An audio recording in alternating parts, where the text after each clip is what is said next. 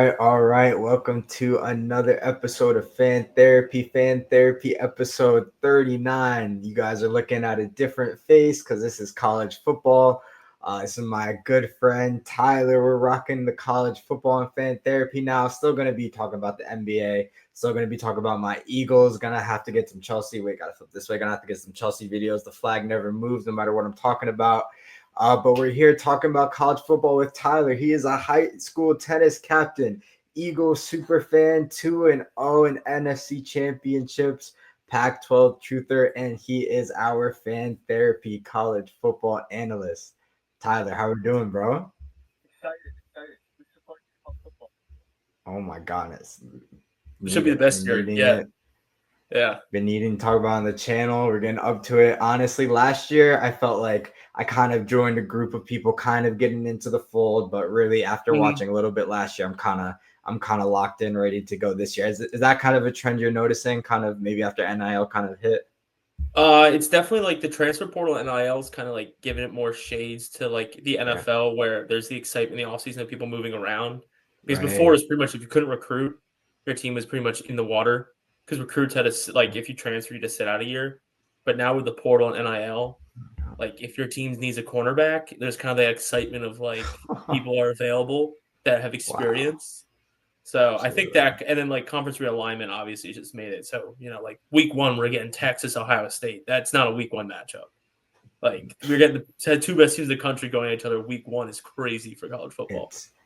That is one of the things I think I noticed. I don't know if it's necessarily different, but I think one thing I've noticed earlier, like you had to wait till later on in the years, wait till conference play for the big teams. But I remember last year there was a top 5 matchup rather early on in the season, and then this year we're getting Ohio State, Texas off the bat. So and I Clemson think will do too. There we go. Exactly. So that's just showing that I think they're really positioning themselves in a great spot. And then as you're saying, comparing to the NFL looks, I think some of these schools really have resources that really can mirror and honestly challenge some of these NFL organizations. Like Penn State's definitely one of them. We're going to talk about them later for sure. I'm sure that's definitely a big part of this for sure. It's also the playoff has gotten people really more into it. Because everyone just wanted the expanded playoff. I personally liked the idea of 6. Yes, I'm still not a huge fan of 12. 6-team playoff. Yeah, I think 6 would be perfect because you can get the Power 4 conference winners in 1 through 4, and then give you 2 at large. There we go. They went for 12, and like the thing is, like we saw it with like Indiana definitely didn't deserve to be there. Right. Tennessee didn't deserve to be there. I can't really say much because it seemed like Oregon should have been deserved to be there after Jeremiah Smith looked like Julio Jones. It could have been anybody. It could have been anybody that day. Oh my! I know. Goodness. I was convinced he could have taken Revis. That guy was on a different level that day. No, we'll definitely be talking about him later on. But Tyler coming on as our fan therapy college football analyst. He'll be giving us a power ranking of 10 teams each week. I'll be posting that on Instagram. We'll be talking about it during the week, each week on the show. But today we'll be kind of going into the teams that everybody's looking at it. Tyler's top 5 rankings so far going into the season. Not going to delay any further. We're going to kick it off talking about Georgia. Definitely a team that I really am always interested how they're going to do. Definitely a powerhouse in the division, in the conference, in the nation, I should say. I got to switch off my lingo talking about college football. Definitely one of the greatest, one of the better teams in the nation for sure. I think a lot of people over the years have seen this team as almost invincible when you had the Jalen Carters rolling through those defenses after great players coming after. In terms of your opinion, kind of what are some of the weaknesses that have them kind of some teams ahead of them? So, I mean, Georgia's biggest weakness going into the season is going to be can they fix the run game? Because last year, well, we all know Georgia's known for running the ball. I mean, we got Todd Gurley, Nick Chubb. Like, you can just go down the list. Sony Michel, I mean, he wasn't great in the NFL, but, like, he was elite in college. Last year, they had the second to worst rushing offense in the SEC, which is, the second to last worst rushing offense in the SEC, maybe like the best rushing offense in the ACC. But like SEC football, you have to be able to dominate the trenches. You have to be able to run the ball, control the clock, especially when you're Georgia. and the strength of your team is on the other side of the ball, you need to have long drives to get that defense rest. Yeah. So that's definitely a big question mark, but the most obvious one's going to be Gunnar Stockton. Like, is he good? Because we saw him in the SEC championship game. He was okay, and then he was not great against Notre Dame. That whole team really wasn't great against Notre Dame.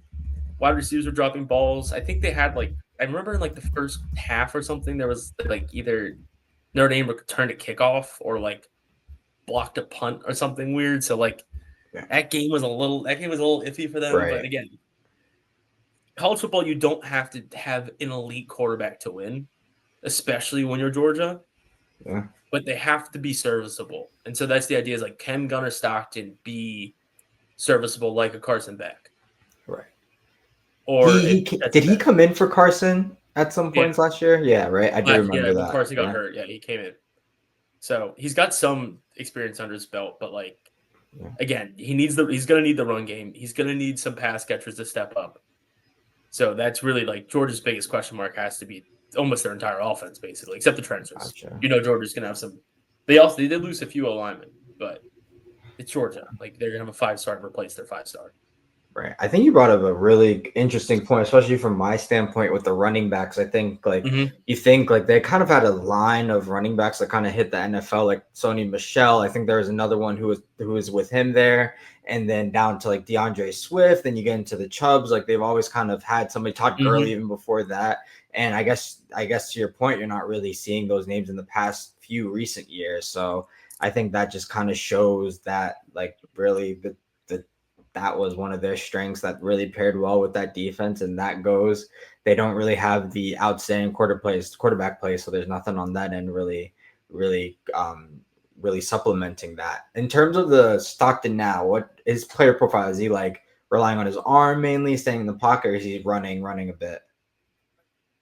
In his first starts, he kind of just ran, but a lot of young quarterbacks do that in college because that's what I remembered. Yeah. Yeah, you don't want to stand in there and take a shot from an Alabama D lineman. Nobody, he's just gonna run. Right. So, but you hope he can hang in there and maybe deliver some tough throws. But really, again, it's the idea that you don't have to do everything at Georgia. You just have to be able to score 17 points on long drives, and you're gonna win the football game. Because if you get long drives and keep that defense fresh, they're going to win the football game. And that's what it comes down to for them. Definitely. No, but they also got Zachariah Branch, transfer. So they got a weapon. Where is he playing? He's a wide receiver, but I think he came from USC, I believe. I can double check that. Oh, okay. Heard that. Yeah, he did come from USC. So he was one of the bigger names in the portal, and they got him. So maybe that he can turn around that wide receiver room, which is kind of depleted. Right. Honestly, thinking of the offensive side of the ball, I don't really remember them putting much out recently. So that's I think George Pickens. Right, George. But it was Ladd McConkey. It was all Ladd McConkey and Brock Bowers. Yeah, that was their whole offense. Okay, right. Yeah, man. So, all right, interesting team to watch. And then we talked to you. Felt like we hit on their strengths enough. Anything else you want to hit on this team? The only person I want to highlight at Georgia, right? Yeah. Is Elijah Griffin. He was the number 3 player in the country in the 2025 class. He's a true freshman, but he's been getting snaps in spring practices as a true freshman D tackle at Georgia. Wow! So he's gonna be good. Warren Brinson, he just graduated recently. He said he called him the next Jalen Carter after watching him at practice. So I think that's one name at Georgia that everyone should look out for. Well, I think everyone would know that name because he's one of the top freshmen in the country. Sure. But 6'4" something, 300 pounds at Georgia, but he moves like a linebacker. Jeez. So, yeah. Anyone that gets compared to Jalen Carter in college is. Yeah. No, that's very exciting. It sounds like a very Georgia-esque lineman for sure. Getting on to the next team, Clemson. I know they got a quarterback that everybody's looking forward to watch play again. Yeah, let's start on the upside. What are you excited to see from this team? Definitely Cade Klubnik because they have a great wide receiver room. And it's he's a pro style quarterback, but he also can run. So he's an exciting player. They have a really good wide receiver room. they have a transfer. No, they have a freshman running back, which a lot of people are high on. Well, I haven't read much about, but apparently it's supposed to be good. But they also have probably the best D line in the country with Peter Okay. Woods and Gotcha. TJ Parker. So, but that leads into like one of their question marks, which would be their defensive coordinator. They just brought in Tom Allen. Okay. So the hope with him is like they bring back that Clemson edge that they kind of lost when Gotcha. Venables went to Oklahoma. I was just about to say that was the really known defensive coordinator that was like Dabo's like right hand, right? Yeah, Brent Venables. Yeah, Gotcha. How long and has he's it been been like without him? 2 years now. He's Two the one that made years. Kavon Wallace look like Brian Dawkins. Gotcha. Absolutely. He was good on special teams for us. I'm not mad at it. He gave us some time. He gave us some good snaps. But yeah, I mean that's why people should be high on this team. Also, it's like Yeah. Dabo hates the portal, so these guys have been playing That together was gonna be since my next they're freshmen. question. Yeah, Yeah. so like not a lot of transfers, not a lot of roster turnover. They're deep. They're young in spots. They've got good depth. Great wide receiver play. You got one of the best. My best quarterback in the country, Kate Klubnik. So Yeah. I pressure's think on. I've heard a lot about them and the transfer portal and how they handled that. Mm-hmm. Have they like loosened up on that at all, or do you think they should, or do you feel like that's the right way to kind of go about? Just keep I growing these kids to play together. I like Dab. I'm a huge Dabo fan to begin with, but I like his approach with this, where he's like, I've made a commitment to these kids, and they've made a commitment to me. So like, I want to see them through. Right. And so basically, he's like, as long as I see you as a starter, I'm not going to bring in a guy from the portal just cause. Like they bring in guys with a purpose to supplement the roster to help guys play better. So Yeah. it's not like they're not like looking to stack a room just because they can, or he's Right. not bringing in, a senior when he's got a sophomore, a true sophomore that's going to play. Exactly. So that's the part that I like. He's truly is still trying to keep building his program. Mm-hmm. And, hopefully it works out. It'd be cool if they got far, So, because then it might deter some teams away from using the portal as a team building thing rather than like a absolutely. supplementing aspect.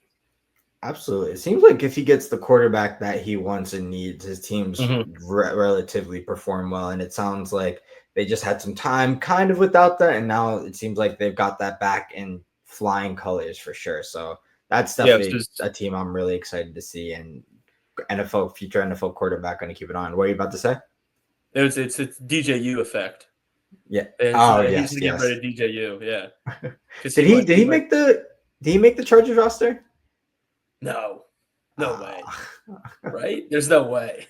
It was him and Lance. But Lance looked okay. Lance looked good. Lance, yeah. I did see that one game. It could happen. Yeah. I'm not mad at it. All right. Any other players besides? I know you talked about the running back. Any other players? The players on Clemson. Peter Woods is on? probably people's top defensive player in the country, like D lineman. No doubt. Interior. He's a monster. He literally is like kind of like shades of Dexter Lawrence, is just huge human. 311 pounds, 6'3", but has got like, for some reason he could probably dance the salsa because he's got like he's so loose, so strong. He's gonna be such a fun player to watch too. Very, very similar to Georgia. Clemson puts out outstanding NFL, especially linemen for sure. Yeah, their front seven's always just going to be good. Absolutely. There's nothing you can do about it. So you feeling good on this one? You ready to move on to the next squad? Yeah, because this one may take a minute. Yeah, no, absolutely. I figured. So on to the big school that everybody loves. Everybody loves to go party at Penn State themselves. I think this is one that always intrigues me because I think whoever like really brings this national championship to this school is absolutely gonna like. I don't know if it's gonna be statue level, but it's gonna be ridiculous. I don't know if they're doing statues anymore at that school, but no, yeah, for sure. That's like that would be very crazy. In terms of the Warriors, what's something that could prevent that from happening for this team? It would be James Franklin himself. Like that's James Franklin himself is the only thing right now standing. Like this is the most complete, best roster in the country. by far. They have the quarterback. They have the running back duos. They went in the portal. They got wide receivers. They have the O-line. They have the defensive line. They have the quarterbacks. They have everything. They went and got the best defensive coordinator in football. They have Andy Kolnecki, offensive coordinator. They have everything. Did they get an NFL guy, or was he in the from Ohio State? Yeah. Yeah. Wow. So Yes. this school has given him everything he could Right. ever need to. And now it's on him. He's got to win the big games. Gotcha. And his first big game, Oregon, Penn State, whiteout game. End of September. So the pressure is so on him. He's got to deliver. He's got to give something. Because I'm assuming they have real quick. Do you think it's he has to do it this year, or they're gonna look elsewhere, or he's got to make a national title. He has to make the national title, and he has to win. I think I wouldn't say have to win the Big Ten, but you almost have to. Because you look around, you're like, you're like. Well, we'll talk about Ohio State later, but that's how this isn't the best Ohio State team. College football is so unfair. This isn't the best Oregon team. Yeah. Michigan has a 17-year-old starting at quarterback, and their coach is going to be suspended. Oh, yeah, talk about him. Yeah. Yeah. So I don't what else do they need? No. Yeah. No. Absolutely. I definitely agree. I was pacing on my in terms of key players. We'll start with that while I remember my question. I think the quarterback, obviously. Yeah, Drew Aller is going to be the key piece. Can Drew Aller overcome his late game failures? The pick against Oregon down the sideline. Yeah. I think every Penn State fan replays that in their head. And then the big one, Notre Dame, 2-minute drill. Why are you throwing the ball? And why are you throwing it across your body over the middle right into the bucket of a Notre Dame defensive back? And it's just those two plays. Living in Pennsylvania, talked to a lot of Penn State people, and a lot of them are like, "Yeah, he's great, but he's got to win the football game because he's winning football games, but he isn't winning the big ones that they want." Exactly. And he's just got to make the plays. But outside of him, it's definitely their running back duo, Katron Allen and Nick Singleton, probably the best running back duo in the country. Probably would have been the best one last year if it weren't for Ohio State. They got a lot of pieces at wide receiver. I think it was actually announced today that all three of their big transfers at wide receiver are actually all starting. Ooh. Yeah, there's Kyron Hudson, Devontae Ross, and Treber Pena are actually all starting for them. So they have a completely new wide receiver room. Wow. Are they coming from big schools or? So Kyron Hudson is coming from USC where he had 460 yards last year, but USC was kind of terrible. But Devontae Ross was one of the best receivers in the country last year, top 10 receiver last year. He was at Troy. He put up 1,000 yards, 11 touchdowns. Whew. So you got him weapons. Yeah. I don't really remember a lot about. Oh, Pena had 900 yards at Syracuse. Oh, right, that was the whole thing with the coach saying I can't keep him. But you got the only thing they lost is you lose not Micah Parsons, the other Penn State number 11, Abdul Carter. Yeah. So you lose him, but other than that. You lose their backup quarterback, Bo Prabula, to the portal to Missouri. You don't care. Mizzou. Yeah, no. LeVar Arrington's kid's here now, wearing the 11, so he's got this. So he's supposed to be good. You got to do it. Completely fair if you don't have an answer to this question, but are coaches kind of losing the autonomy of I feel like college is kind of known the coaches could kind of have some control over their schedule a bit. Are they kind of losing that now? Because Oregon, Penn State, that's great. That's crazy. Conference. Yeah, exactly. Yeah. So is that a title eliminator? Kind of, sort of, not anymore with the 12-team playoff. It doesn't it matters, but it doesn't matter because I don't think. But for the Big Ten though, are any of those teams losing again? Is the team that wins this? Are they when are they losing? Or is Oregon? Penn State Oregon has like Ohio State. gotcha. Yeah. So that's it. I But see. even a 2-loss Penn State team easily gets into the playoff. Mm. So it obviously means something. That's why those out of conference games, who they schedule, is so important. So like Ohio State scheduling Texas out of conference is Yeah. kind of crazy because like they don't have to because Yeah. of how good the Big Ten is. And this is like the whole debate right now of like, the SEC just announced they're going to a 9-game conference schedule. So like they're just going to play an extra SEC team. But does that mean like Alabama's going to play Georgia, Florida, and Tennessee and Texas? Or does this mean they're going to add Vanderbilt every year Right. and Missouri Right. and like Arkansas and Mississippi State? Or are they actually going to add a blue blood program to their schedule? I see. No. Very, very interesting for sure. As like times in college football change. In terms of Penn State, anything else for their title race? What else? Did I got anything else? Can James Franklin shake it? Can he do it? Can he get over the hump? That's really so it. interesting. Yeah. Yeah, absolutely. Oh my goodness. Is he what is he known as? Like a offensive mind, Recruiter. defensive mind? Yeah, absolutely. He's a recruiter. He's a motivator of men. Yeah. That's what like he did at Vanderbilt. He got guys that come to Vanderbilt. He got guys that band together, played tough, hard football, that whole thing. But he's got Jim Knowles and he's got Andy Kolnecki, two great minds running his offense and running his defense. He's got the quarterback. He's got the running backs. Got the new stadium because they just added on to Beaver Stadium. So what do you miss? He's missing nothing. He's got the private jet. Yeah, Penn State is crazy. Nuts. Like, yeah, the way they go about things is insane. All right, we'll keep it pushing on to next team up is Tejas. Archie Manning school. They got a Manning football royalty. Yeah. They're coming up against Ohio State to kick off the year. What's something that they got to shore up before they play Ohio State? Again, I feel like I'm beating a dead horse here, but quarterback is Arch good? Like he looked good against UL Monroe, but that's UL Monroe. Your plays first week 1 start as a starter is going to be against Ohio State. I see. One of the best defenses in the country. It's like baptism by fire. We're going to see, is Arch that guy or is Arch? Oh, he's fine. That's crazy. That's at Ohio State too, right? Yeah. Yeah. Wow. If he wins, there's nothing stop. Like literally the next 2 weeks. That's all. Give him the Heisman.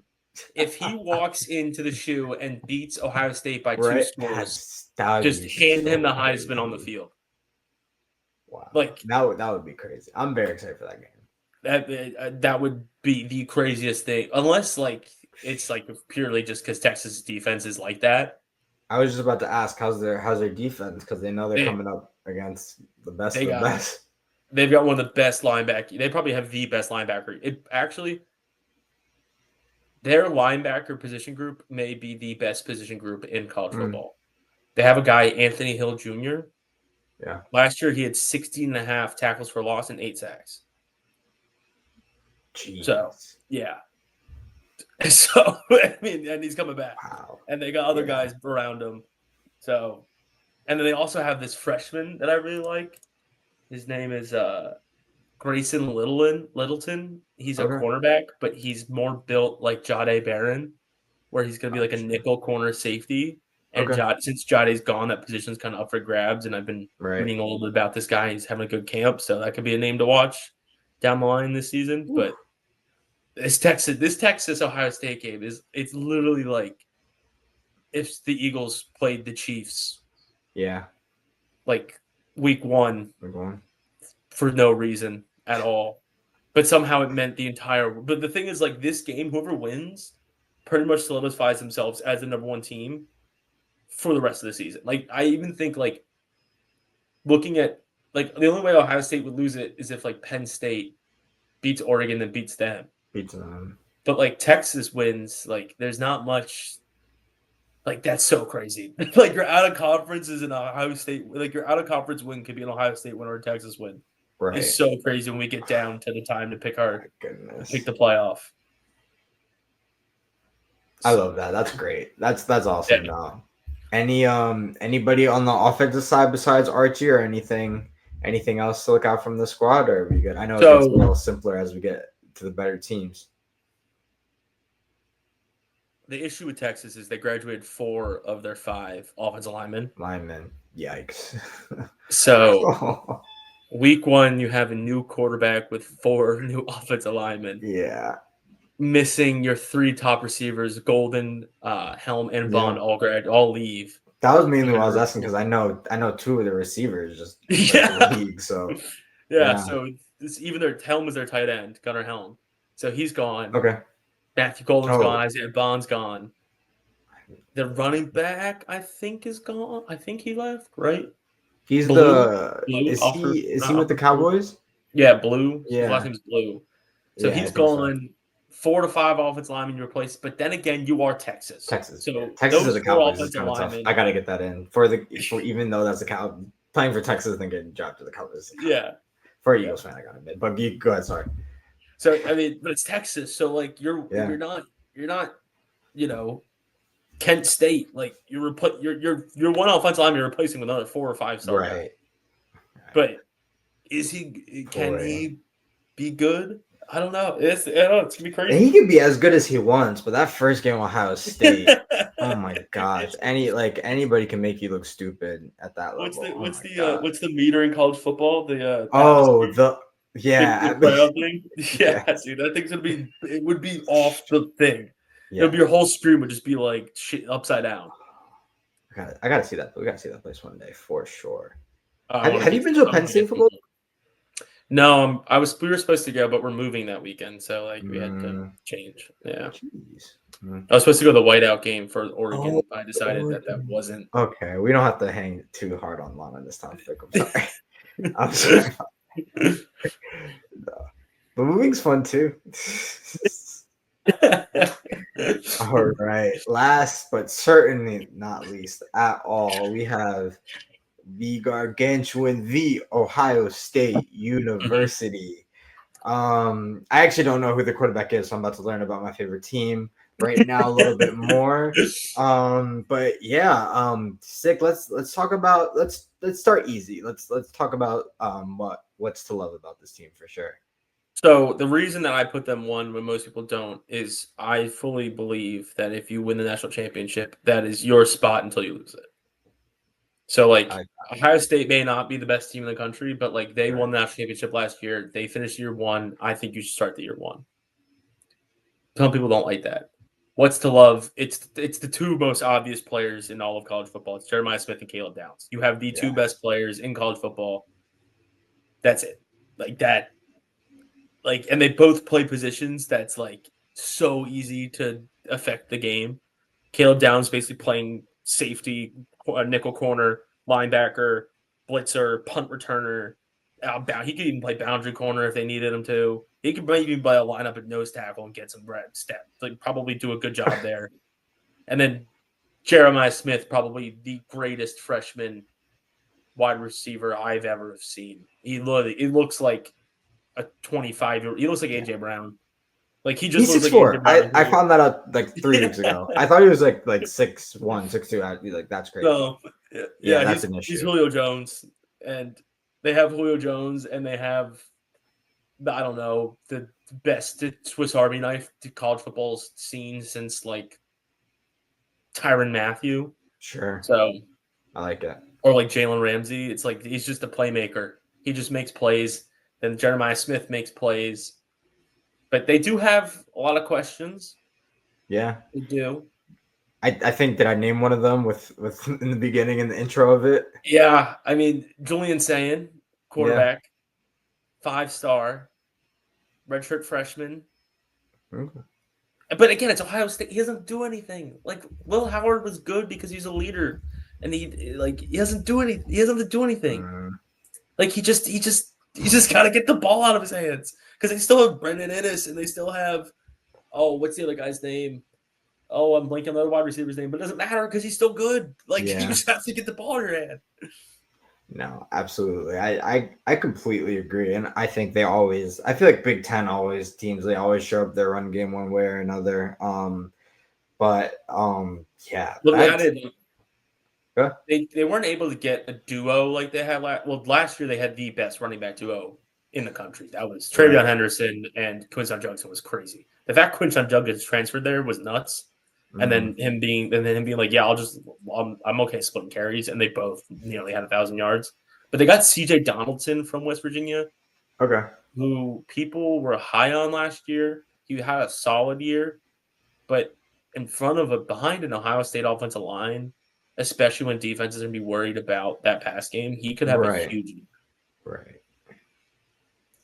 Oh, goodness. I think I definitely am very excited for that first game just to see how I think that especially the players that you've named, some of them will be matching up against each other. That's definitely a very exciting way to kick off the year for sure.